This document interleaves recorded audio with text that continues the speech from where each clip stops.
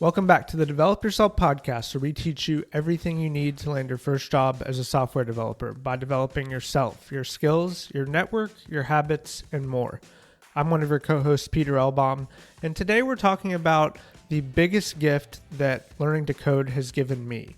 And it's a little bit intangible. It is a mindset. So as you know, on this program, we talk about developing yourself, your skills, your network, your habits, etc. So this kind of falls in the bucket of developing yourself. And it's not something that I set out to do intentionally. It was a side effect of learning how to code. And so I want to talk today about, number one, what this mindset is. Number two, why this mindset is so powerful.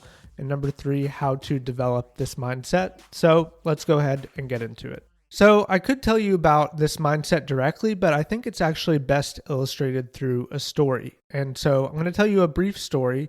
This story takes place in my house just a few weeks ago. And what was happening was that I noticed that our toilets were running pretty much constantly. And through doing a little bit of investigation, which involved taking the top off of the toilet tank and just kind of observing what was happening, I saw that over time, some water was seeping out through the flapper. Now, bear with me here. The flapper is the part of the toilet tank that prevents all the water that's in the tank from going down into the toilet bowl until you flush. So when you flush, the flapper lifts up and all this water rushes down, and that is what creates the whole flushing mechanism. And so when I took the top off the tanks, I realized that some water was slowly seeping out. And so there's a mechanism in the toilet tank that when the water level gets too low, it pumps more water in until the level gets back to its appropriate height. And so what was happening is that we were losing water through the flapper, and then the mechanism would kick on to fill the tank back up. And this cycle was just basically repeating itself over and over and over. But that's not what's supposed to happen. It's supposed to just fill up once and stay there until the next time that you flush. And so what I did is I did a little bit of research online. I did some research on my own. So that involved taking the top off the lid, trying to figure out what was going on, and then looking up why this happens in general. So the internet gave me a few different reasons. One was the flapper. Another one was related to the mechanism that does the actual filling of the water.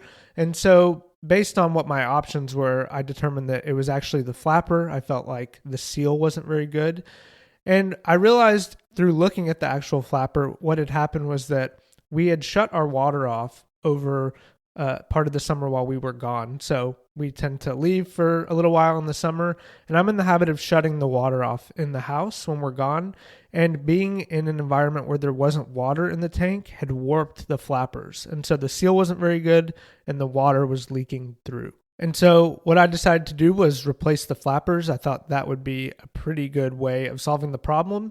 And in fact, when I took the top off of the toilet tank, there was a serial number for the flappers printed on the inside of it. So I went on the internet, searched that serial number, found replacements on Amazon for about $15 each, ordered a couple of them, looked up on YouTube how to install a new flapper, and then went about, did it, and it fixed the problem.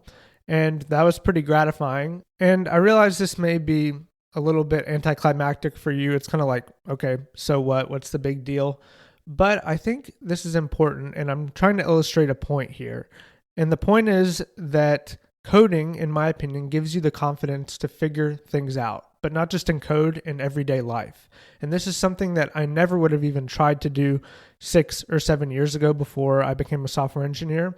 I remember before I went to coding boot camp, I was living in a house and the light bulb went out, and I literally called the property management people and was like, hey, a light bulb went out, and kind of expected them to come over and fix it instead of trying to fix things myself. Now, that's a little bit of an extreme example, but the point is, before I became an engineer, I did not have a problem-solving mindset.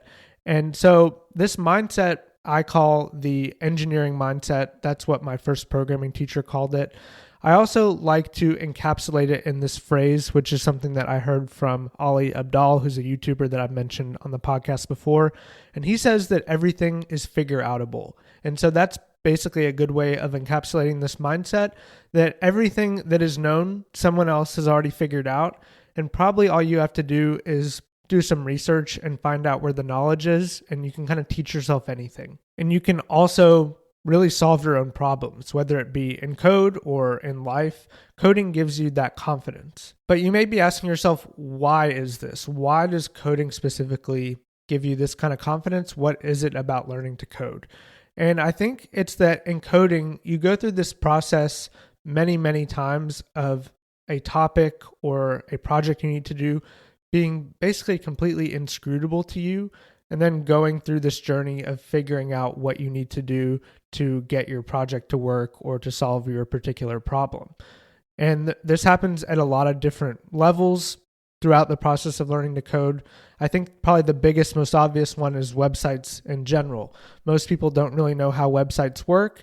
And then over time, you begin to learn that, hey, really, this is just a collection of files, HTML for the structure, CSS for the styling, and JavaScript for the interactivity. But this also happens in a million different ways throughout the process of learning to code. There's kind of the small level of figuring out a bit of syntax you need to get something to happen.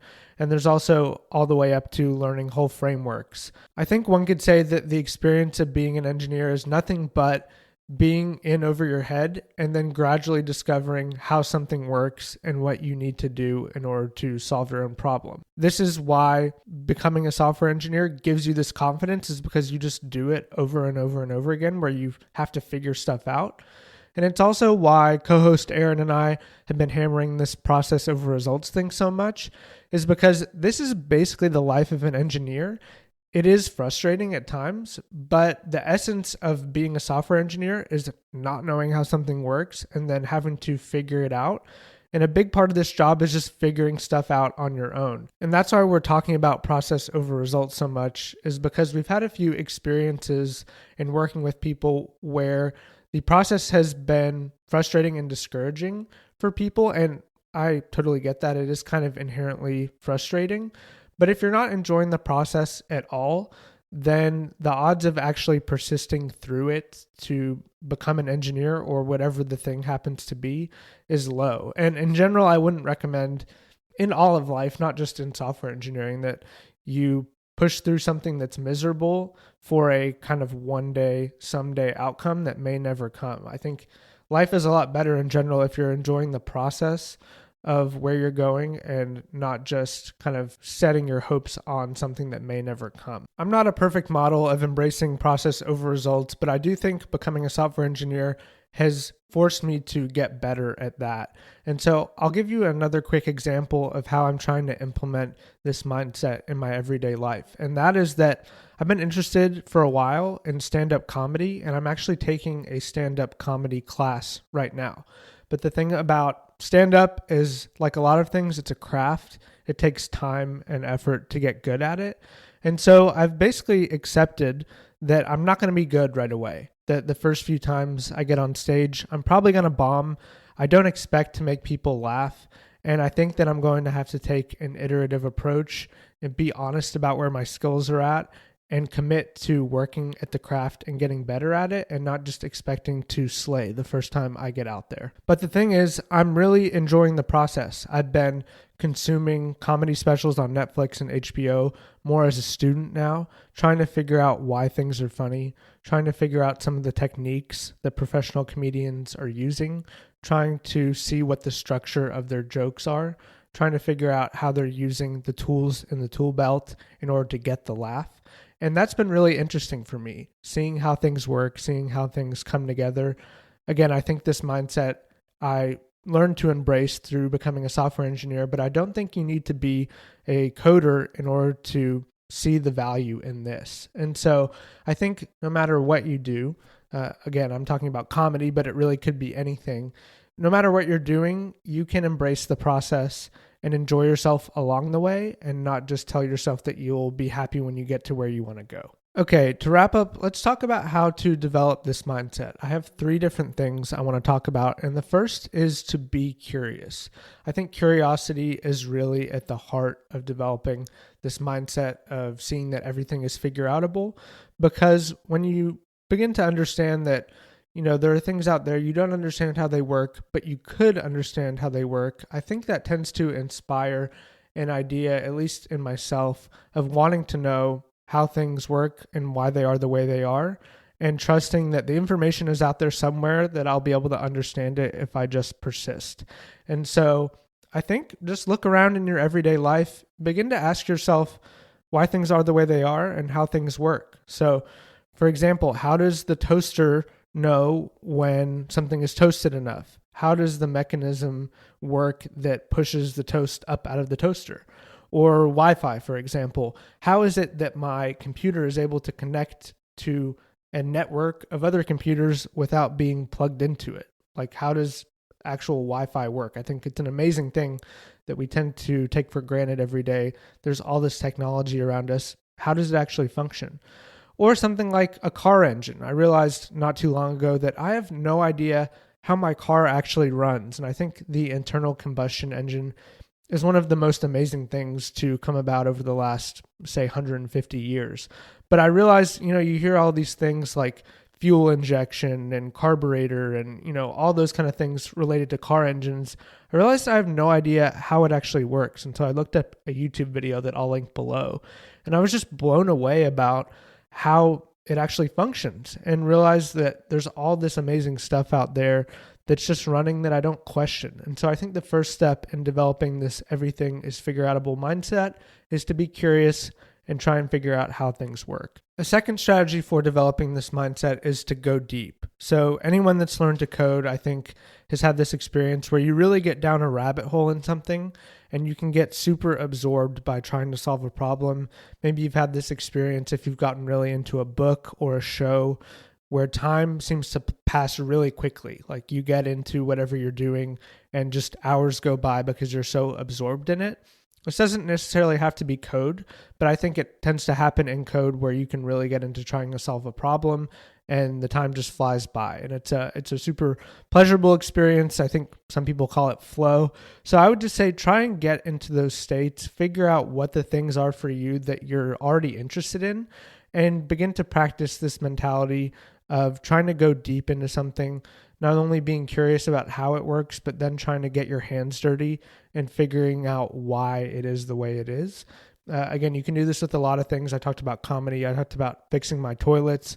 I did the same thing not too long ago with my washing machine where it wasn't draining correctly. And so I had to do a bunch of research. And so I think that process of doing the research, trying to get deep into the problem, trying to dig in, is really helpful in developing this mindset as well. And the last strategy that you can use for developing this mindset, I think, is to not be afraid to break stuff. So I think with anything, especially stuff around our house or whatever it may be, even code, websites, it can be a little bit nerve-wracking to dig in and mess around with stuff because you're afraid that you may break stuff. But I think in general, especially in code, stuff can be fixed. And even with kind of machines or physical objects, most things can be replaced pretty cheaply on Amazon or whatever it may be. And so I would say don't be afraid to break stuff. Having that kind of fearlessness is pretty key to learning more and more, to having this mindset of that you'll be able to fix things. And so I think the more that you can embrace a mindset of not being afraid to mess things up, the better things will be, because at that point you're not holding yourself back. And so I would say just tell yourself that it will be okay if you break stuff, and in general, try not to worry about it, no matter what you're doing. Again, this applies to more than just code. All right, that's all for today. I hope this was helpful to you. Again, this is the best thing about learning to code for me has been this mindset that it's given me. And so I hope whether or not you decide to become a software engineer, that you're able to embrace this way of seeing the world in one way or another. Some shameless plugs before we go. Parsity is at parsity.io, and we also have a free cohort-based JavaScript course called Dev30, and that's at dev30.xyz. My YouTube channel is at youtube.com/Peter Elbaum, and I also have a new course out on Udemy that I'll link below called Junior to Senior that details everything that I've learned in the past 5 years or so about how to go from an entry-level developer to a senior-level engineer. Thanks so much for listening along with us, and we'll see you in the next one.